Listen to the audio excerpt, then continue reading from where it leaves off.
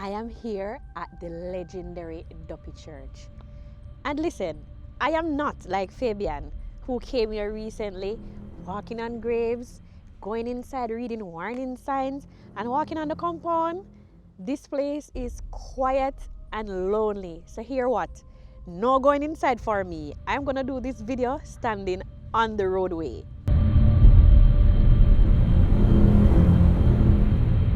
The journey here was, let's just say, was very interesting. So when we were about 20 minutes out, thanks to a glorious pothole, we got a puncture. So we had to stop in this lonely area. No buildings in sight, just straight bush. Luckily Fabian was there to change the tire because I don't know how me would have managed. Okay, so guys, we're in the middle of nowhere, in the wilderness. Hope nothing don't jump out at us. Right?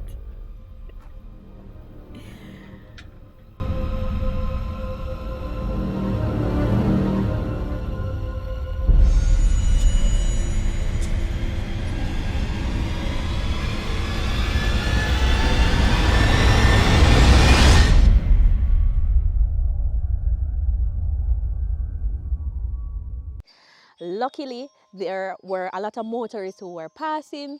Some even stopped and offered to help us. Yeah, my boss.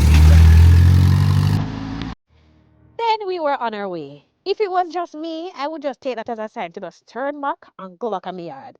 But my brave cameraman said, listen, we have to complete this mission, so we are here to give you the information about Duppy Church.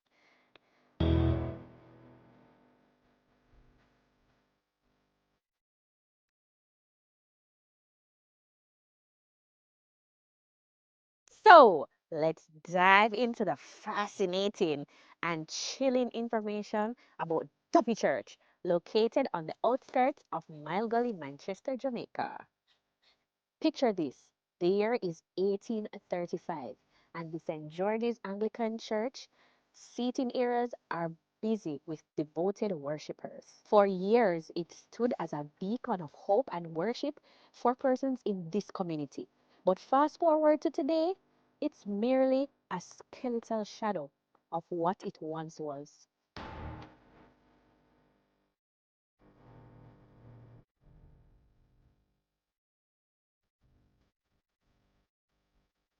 So what happened? How come a place that was once so loved by the community suddenly became a place that is so feared that locals refuse to walk or drive by,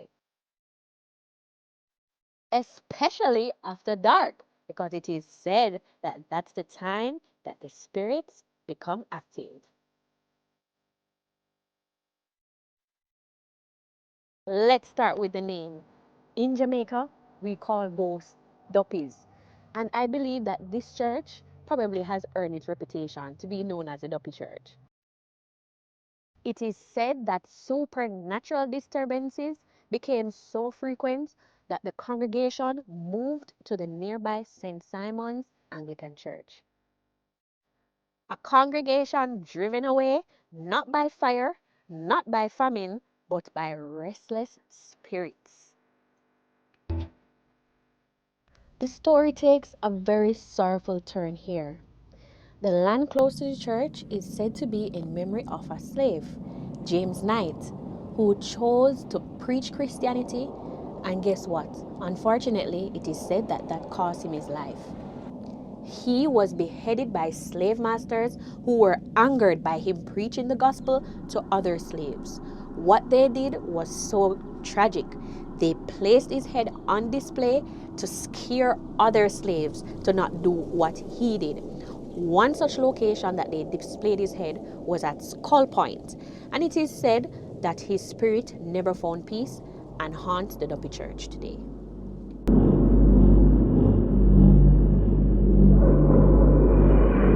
Today, a monument stands there at Skull Point, honoring James Knight, a man who gave everything to share the gospel. Could it be that the unresolved suffering of James Knight continues to echo in the church today?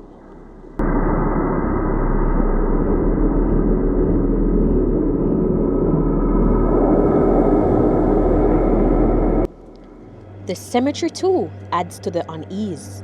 Encircling the building is a resting place for graves that date back centuries. One of the oldest inscriptions marks a death in 1814, a remarkable 24 years before emancipation.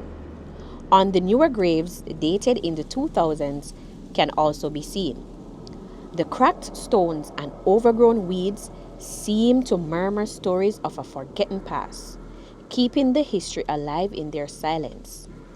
Some locals claim they have felt cold chills, heard faint organ music, or sensed unseen eyes watching them. Taxi drivers passing the church often press gas because honestly, who wants to risk a breakdown in that spot? But you know, us Jamaicans, we'll find a laugh in even the scariest situations. One tale says that a parson became so unpopular that his congregation wanted him gone. When he refused to resign, the story goes, he hanged himself in the church doorway. Now, I don't know about you, but if I was that person, I would have just taken the hint. Afterward, mournful music was said to echo through the church, and the organ had to be moved to a safer and less haunted location. But all jokes aside, the architecture of St. George's still holds a quiet dignity. Inside, you can find traces of its former grandeur, marble plaques honoring prominent citizens, and glimpses of what was once impressive place to worship.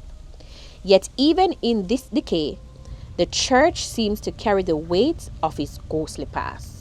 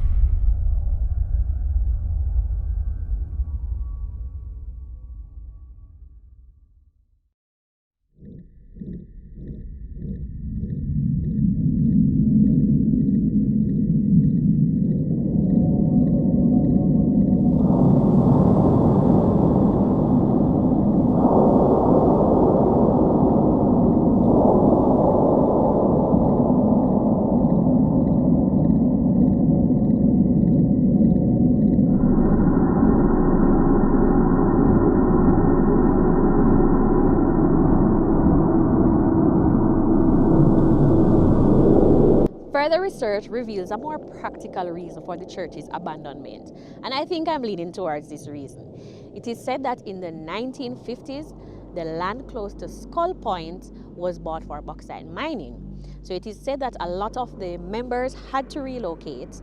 Eventually, many of them returned to the church, but over time, they found other congregations. The membership went down, and then the building got abandoned. So I don't know. That sounds practical to me, but I don't know exactly what's the reason why this church is abandoned. So what do you think? Based on what you've heard, would you visit the Duppy Church, where history and legend collide? Some people say it is the perfect place for thrill seekers and history enthusiasts. For others, they wouldn't be caught dead here in the daytime, nighttime, no time. But I'm happy that I came so that I can give you a little bit of what I researched about this popular monument here in Manchester. So, which is it? Is it James Knight haunting the compound? Is it the person who hanged himself? Or is it simply just the bauxite mining that caused the members to relocate and then the church just get abandoned? I'm not sure. What do you think? What is your theory as to why the church is abandoned and why it is named the Duppy Church?